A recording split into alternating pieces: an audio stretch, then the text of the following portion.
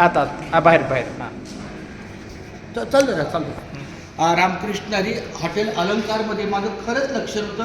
आम्ही सरळच्या दिशेने गेलो आणि ती सगळी शोषोभ्य पातळी पण घेई घेई माझे वाचे गोड नाम विठोबाचे, घेई घेई माझे वाचे गोड नाम विठोबाचे, तुम्ही ऐका रे हे कान माझ्या विठोबाचे गुण, डोळे तुम्ही घ्या रे सुख पहा विठोबाचे मुख, मनात येते धाव घेई राही विठ्ठलाच्या पायी, तुका म्हणे माझ्या जीवा नको सोडूया केशवा.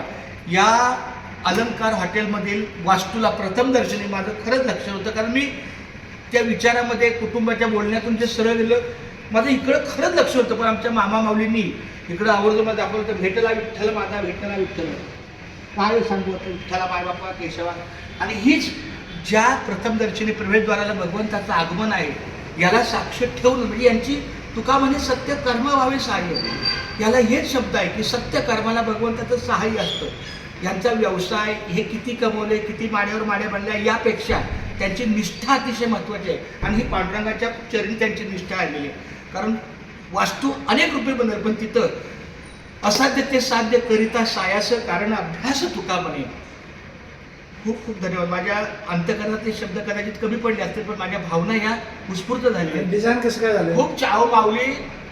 आपण आता काय सांगू, माझी कदाचित एवढी नयनदृष्टी नसेल कारण तुम्ही तुमच्या सद्भावना पोचल्या.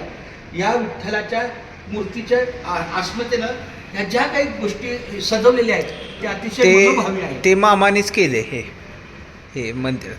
मामांना मी नतमस्तक होतो. मामांना खूप धन्यवाद. म्हणजे आता मला सवय आहे चांगल्या गोष्टी आपल्याकडे संग्रहित ठेवण्याच्या व्हिडिओच्या माध्यमातून. कारण तुका म्हणे होता ठेवा तो या भावात सापडला.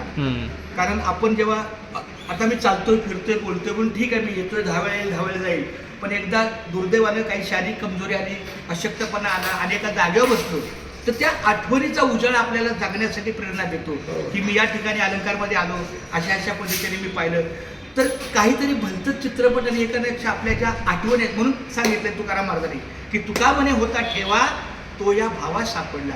हा सद्भाव अंतर्मनातला भाव व्यक्त होतो आणि आपल्याला सगळ्या ह्या गोष्टी म्हणून मला माझ्या मुलाने सांगितलं पप्पा तुम्ही जिथे पुढे जाल व्हिडिओ करून ठेवा जेणेकरून तो आपला यूट्यूब चॅनल आहे. आमचे मुंबई ते पंढरपूर पायी श्री संत रोहिदास दिंडी आहे आणि त्या दिंडीला ह्या सगळ्या गोष्टीनं तर मी खूप धन्यवाद मानतो मामाचे की आम्हाला या ठिकाणी अन्नभोजनाबरोबर सुद्धा पांडुरंगाचं दर्शन घेतलंय.